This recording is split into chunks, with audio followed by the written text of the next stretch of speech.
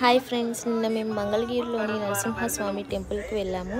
పిల్లలు ఎంతో ఇష్టపడుతున్నారు వెళ్దామంటే.